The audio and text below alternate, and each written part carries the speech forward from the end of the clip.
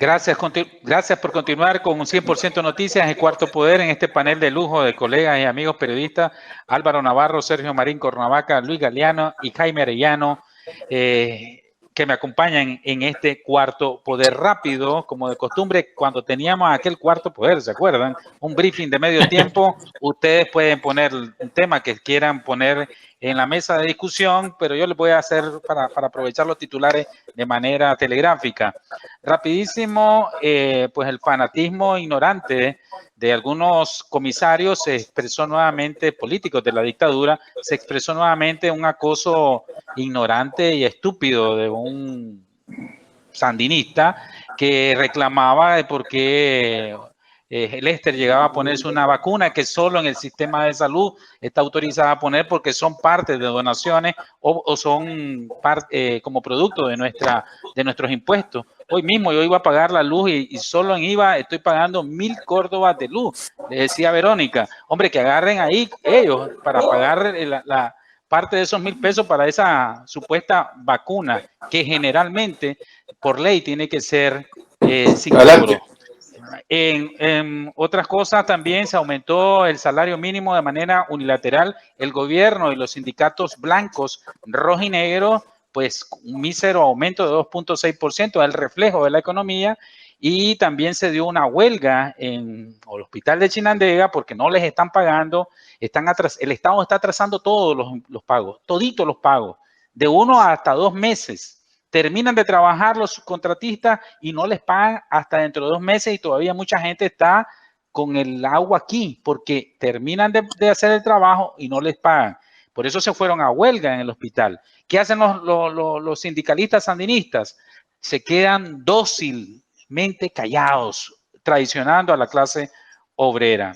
El fascismo sandinista se volvió a expresar nuevamente en una cobarde campaña de persecución a los que están dando la cara a los estudiantes de Tabuca y a otros movimientos. Los hicieron una campaña, los sapos sandinistas, sobre todo los medios de agitación y propaganda del Frente Sandinista, exponiendo a violación, a muerte, a persecución a menores de edad, jóvenes de 16 años, mientras la vicepresidenta de la dictadura dice que aquí se respetan los derechos de las mujeres y abrió supuestamente las comisarías.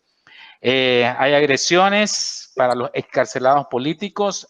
Se recapturó a un preso político, a Kevin Solís, un muchacho a propósito de la campaña, y se condenó a Ulises Rivas, otro excarcelado como producto de la persecución de la dictadura. En medio de todo esto, Mario Arana trastabilló con una entrevista tuya, Luis. Pues lamentablemente dijo de que en el pensamiento, ese pensamiento cerebral que algunas veces tienen algunos empresarios, pues podemos esperar hasta el año 2021. Solo el que no ha vivido en una cárcel de esas mazmorras sandinistas, con esas torturas sandinistas, puede pensar o se le puede escapar en un desliz ese pensamiento. Y viniendo de esa posición es altamente reprochable. Si fuera él, mañana quisiera ver yo, solo por un momento, una semana, que ordene la dictadura la captura de José Adán Aguirre, de Mario Arana, de Juan Sebastián Chamorro, de Arnoldo Alemán, de Kitty Monterrey. Ayúdenme. Y quiero que aguanten una semana y vamos a ver si piensan de la misma manera. Si piensan, ¿por qué no subimos un poquito, Miguel? ¿Por qué no, Miguel, sí, ayúdenme, les dije. No, pero ¿por qué no subimos un poquito a Carlitos Pela o a los grandes representantes del gran capital? A uno de ellos, o a sus hijos, o a su esposa, o a cualquiera de sus familiares más cercanos que les toquen un pelo, ni quiera Dios, la Virgen Santísima y las tres divinas personas, hermano. Generalmente eso no lo vas a ver. La mayoría de sus hijos están fuera, en el extranjero, están protegidos, están en Costa Rica, están en Miami, porque la situación en Nicaragua está peligrosa. Entonces, cuando uno sienta en carne propia, como dice la Biblia, lo que vive un preso y lo que vive un preso político en esta dictadura, ni por aquí se me va a pensar un desliz, ni una equivocación de decir hasta el 2021. Eso es espantoso y lo digo con toda propiedad. La DGI amenazó con publicar la lista de morosos con el fisco y los empresarios salieron como con miedo. Que publiquen. ¿Cuál es el problema? Que publiquen. Sí, ¿qué van a hacer? Si los llegaran a decir que todos van presos, que también, pues que ya asumamos todo. Sí, las consecuencias de este mal gobierno. Entre otras cosas, nos filtraron 100% de noticias, supo de que, miren cómo va la dictadura, ya no les alcanzan los presos y están construyendo una nueva cárcel entre León y Chinandega. Nosotros tenemos los planos de la cárcel, los vamos a mostrar la próxima semana, para 2.000 presos, la misma estructura de cárcel de máxima seguridad del Infiernillo. El costo es de 300 millones de Córdoba y lo van a hacer los propios de Albaniza, o sea, ellos mismos, la familia dictatorial y sus testaferros.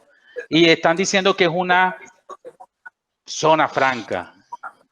¿Qué es una zona franca?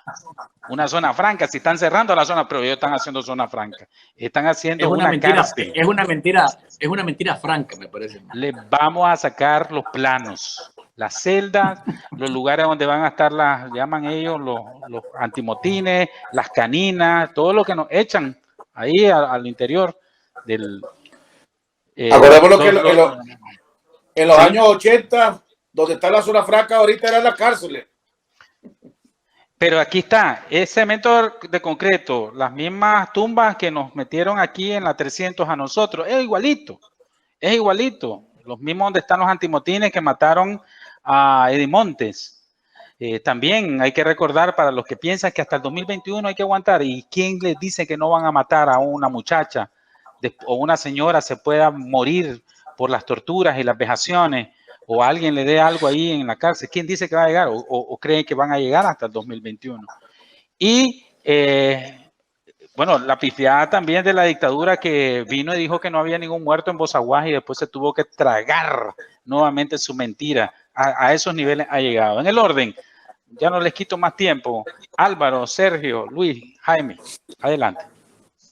No, a propósito siempre sobre el tema de Bozaguas, yo quiero centrarme en ese caso particularmente porque literalmente chorrea sangre, porque como han denunciado los defensores de derechos humanos, como han denunciado los líderes comunitarios que están en la zona de la reserva de Bozaguas y en el Caribe norte del país, es una acción en la que operan los invasores, gente del Pacífico, ganaderos, terratenientes, en complicidad con estructuras políticas del oficialismo. Es decir, no solo es que el crimen se tolera, o sea, hasta estas alturas, imagínate vos, según los comunitarios, el ataque, la masacre, la perpetraron 80 colonos, hombres armados, que andaban al mando de seguramente un tipo al único que la policía identifica como un tal Chabelo, y luego, pero ¿cómo es posible que la policía no encuentre a 80 criminales? O bueno, pues suponete que los comunitarios exageraron, ¿no? Andaban 40, o sea, pero una banda delincuencial, asesina, de 40 personas, pues, suponiendo que andaba la mitad de lo que los comunitarios han denunciado. Y al fin de cuentas no hay ni siquiera un capturado, ni al que ellos identifican como jefe de ese escuadrón de matones. O sea, eso por supuesto que tiene que llamarnos a evidenciar claramente que hay una mano negra organizada desde el Estado, o por lo menos organizada desde el Partido Frente Sandinista, que debe hacernos sospechar que es quienes están efectivamente detrás de las tierras de las comunidades indígenas. Los crímenes además no vienen de ahora, o sea, los ataques a los comunitarios de las zonas protegidas además por la Constitución no vienen de ahora. Y en ocasiones anteriores se han mencionado a redes de abogados, que son quienes también venden o hacen las los trámites legales para vender ilegalmente propiedades indígenas, porque por la Constitución no pueden ser ni enajenadas, ni vendidas, ni embargadas. Y entonces, y esas redes de abogados, o sea, ¿cómo operan? ¿Entendés? Y además, los resultados, fíjate vos, que la policía, primero, cuando nosotros publicamos, por lo menos el día del ataque en la noche, inmediatamente activaron a sus órganos de propaganda en las redes y en los medios de comunicación a decir que eso era fake news, que era mentira. Al día siguiente la policía se avienta con un comunicado a decir que había una investigación y que hablaban de 2 muertos. Al tercer día salen diciendo que no hay muertos. Y los líderes indígenas indignadísimos y con absoluta razón, pero ¿cómo es posible que la policía diga que no hay muertos si al menos a los 2 que asesinaron en el momento, y nosotros los enterramos y vinieron aquí gente de la policía y del ejército que supuestamente andaban investigando y estaban cuando nosotros los estábamos enterrando? Entonces después viene y ya empiezan a ver que iban a empezar a salir las fotos que salieron posteriormente de los cuerpos de las víctimas y de las casas incendiadas. Además, el régimen, con una actitud de desprecio absoluto a las comunidades indígenas, les dice es que habían chozas quemadas, o sea, como que de cualquier cosa, pues, o sea, no importa, no asumiendo la idiosincrasia, las formas de vida de esas comunidades. No son chozas, son sus casas. Es donde esa persona no tiene la posibilidad de hacerse una mansión de 20 cuadras como las que tienen en el Carmen. Sí tienen, efectivamente, son sus casas las que fueron incendiadas, que el gobierno peyorativamente y de una manera de desprecio les dice las chozas. Bueno, pues ahí están, siguen los familiares pidiendo explicación, pero no solo eso. Después los trajeron a la Procuraduría de Derechos Humanos de esa muchacha, una chavala de la Juventud Sandinista, y entonces les hacen unas fotos a la gente y ni siquiera hay pues ninguna acción de la Procuraduría, que deberían de estar en el terreno, por lo menos para las fotos, pues.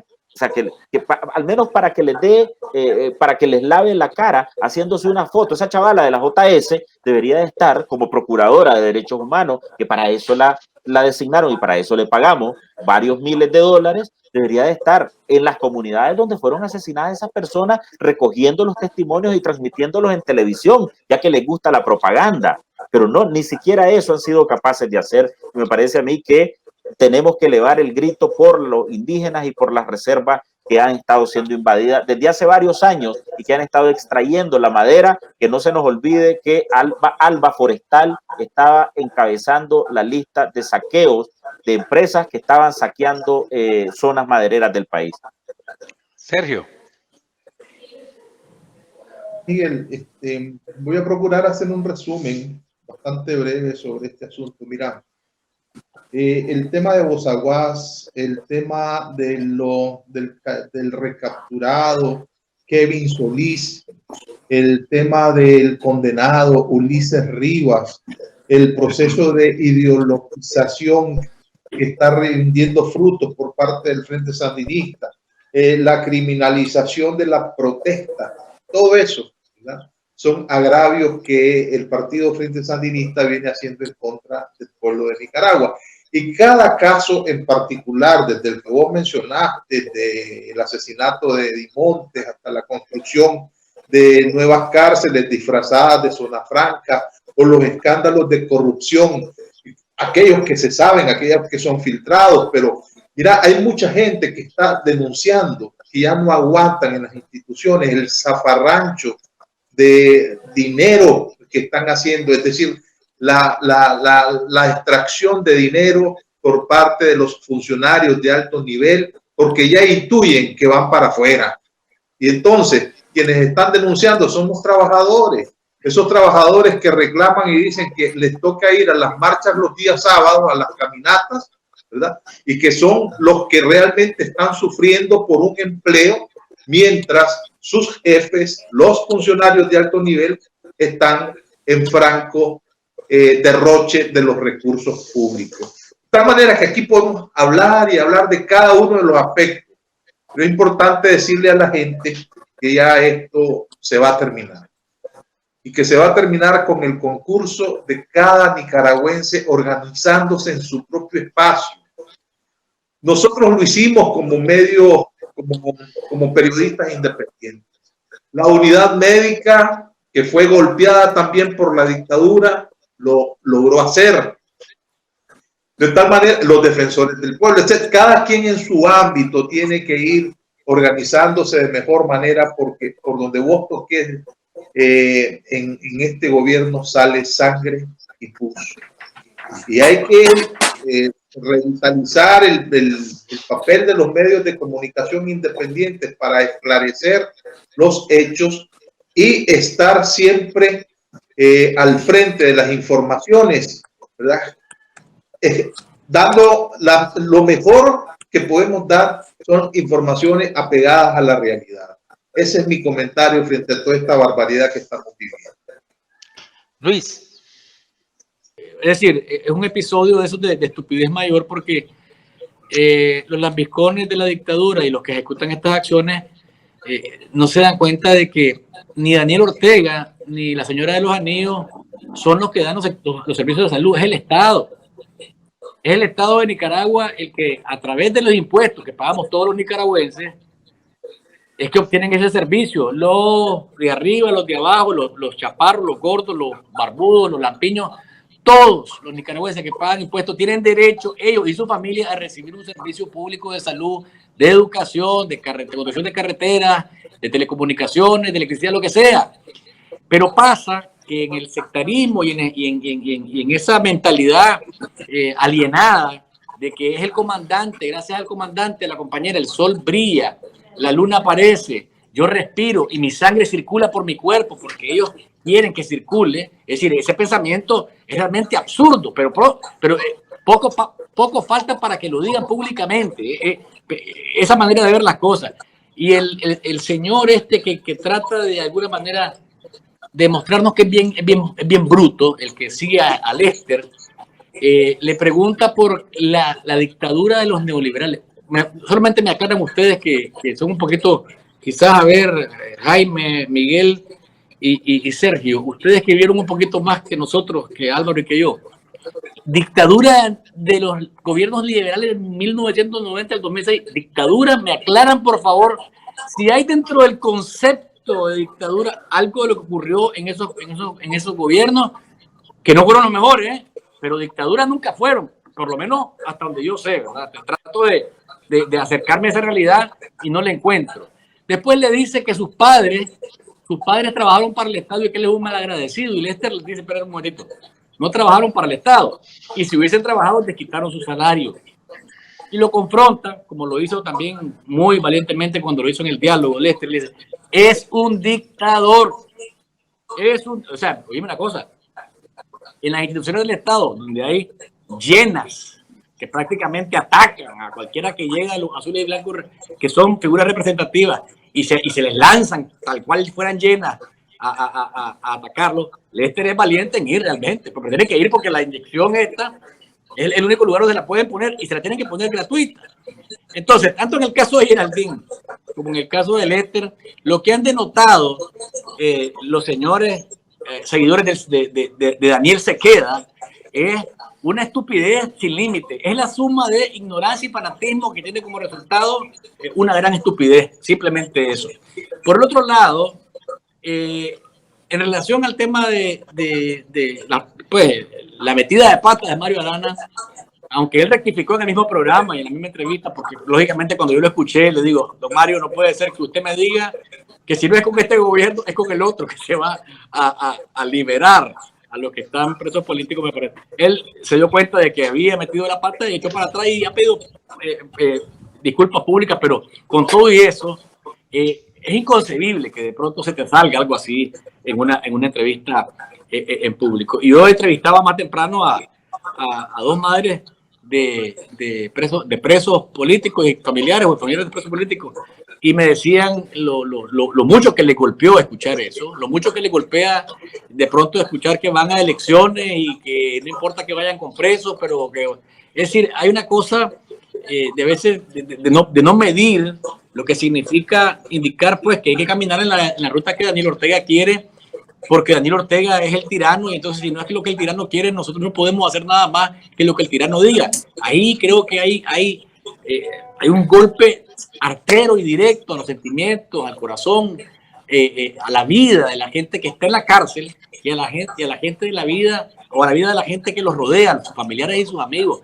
Y ahí es donde creo que tiene que tener mucho cuidado cualquier representante de la alianza que se precie de ser opositor y que quiere un cambio en el país, porque realmente lastima. Y por último, no quiero dejar de mencionar, amigos, colegas y los que nos están siguiendo en las redes sociales, el pleito interno que hay en el sandinismo.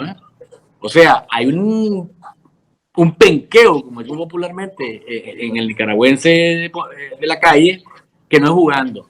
Apareció un señor que se llama Polo Rivas, creo que Polo Ríos. Leopoldo Ríos. El jefe de los paramilitares. El jefe de los paramilitares de Allá del Norte. Y aparece poniendo a Daniel Ortega con una capa al estilo de Batman o de Superman o del Capitán América, que él fue el que hizo todo. Daniel Ortega fue el que hizo todo. No hubo nadie más en el Frente Sandinista que hiciera lo que Daniel Ortega hizo, y por eso es el máximo líder, y hay que sentarse, rendirse y agradecerle, porque los amaneceres y las galaxias todavía existen. Pero aparte de que es un rechazo al trabajo que hicieron, quieras o no, siendo sandinista o no, el sandinismo histórico hizo su trabajo en los 16 años de los gobiernos neoliberales, ahí desestabilizando, reclamando, haciendo huelgas, quemando alcaldías, lo que fuera. Hicieron su trabajo, entre comillas. Pero que venga a decir que no hicieron nada, que lo venga a decir un pasatrapo de zapatos de Rosario Murillo, pues lógicamente que debe tener una reacción. Y Donald Mendoza, el famoso cara de piña, que se tomó la UNO allá en 1990, la Casa de la UNO, con algunos diputados adentro, le respondió en sus redes y les dijo, ¿sabes qué? O sea, a ver, vos, quinta columna, le dijo quinta columna al chupamedias de Rosario Murillo. Ey, le dice, vos, ¿dónde estabas? Cuando yo estaba aquí haciendo acciones delictivas, delincuenciales prácticamente, ¿dónde estabas vos? ¿Me podés recordar dónde estabas vos? ¿En qué columna estabas vos? ¿En qué columna guerrillera o en qué comando desestabilizando el país estabas? En ninguno, andabas estudiando. Entonces hay un conflicto, y el mismo señor Rivas dice en esa exhortación que estaba haciéndole a los que estaban escuchándolo, reconoce que hay una división clara entre el sandinismo histórico, entre los nuevos sandinistas, entre lo que está él, y dice, ¿qué culpa que tiene él de no haber estado en la guerra? Dice, ¿qué culpa tiene él? Entre los nuevos y entre la juventud sandinista. Los históricos, los nuevos y la juventud sandinista no trabajan unidos. Y es ahí donde hay la seria diferencia y el gran enojo del que nos habló primero, el famoso Chino Enoch.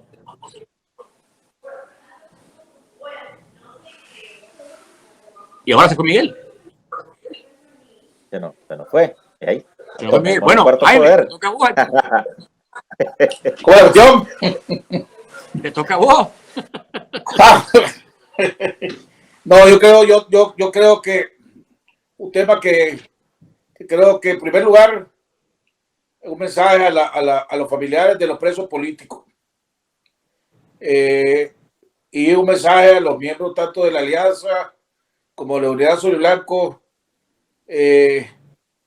Pareciera dar la impresión de que se ha bajado el gas en la lucha por su liberación, ¿verdad? Y es obvio porque ya no hay tanto manifestaciones ni los piquetes de express como había antes, ni manifestaciones públicas como se hacía antes por los anteriores presos políticos. Pero también es importante que los familiares sepan que tal vez no se están haciendo acciones públicas, pero sí hay se están haciendo enormes presiones internas, ¿verdad?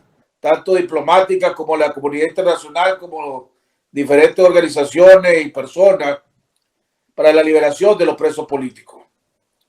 Y yo coincido con Sergio, la información que yo tengo es que para la tercera semana de febrero ya los presos políticos van a estar en su gran mayoría, en su totalidad, van a estar libres.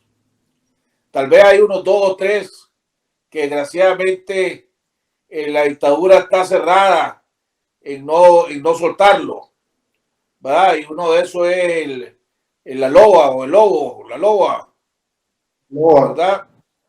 Es uno de esos que está cerrado y no querer soltarlo. Pero sí se están haciendo esfuerzos internos, presiones internas para que no haya presos políticos. Y volvemos a caer en lo mismo.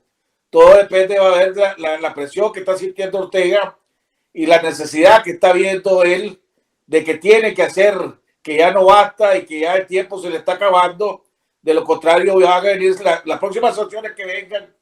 No solo van a tocar a Ortega y a su allegado de Ortega, ¿verdad? Van a tocar instituciones, van a tocar al ejército. Lo más probable es que toquen al ejército y a miembros del ejército por primera vez.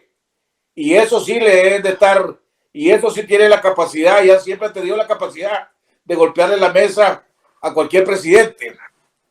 Pero también sí yo creo que debemos de enfocarnos, debemos de analizar los enormes problemas y hacer un llamado a la alianza y a la unidad azul y blanco, por más que todo a la alianza, de que tienen que hacerse ellos una reingeniería y una valoración de cómo están manejando las cosas, porque ya hay demasiados sectores, demasiadas voces por diferentes lugares que definitivamente están señalando que las cosas no se están haciendo bien, ¿verdad? Y ya no es un solo aparte, un solo sector.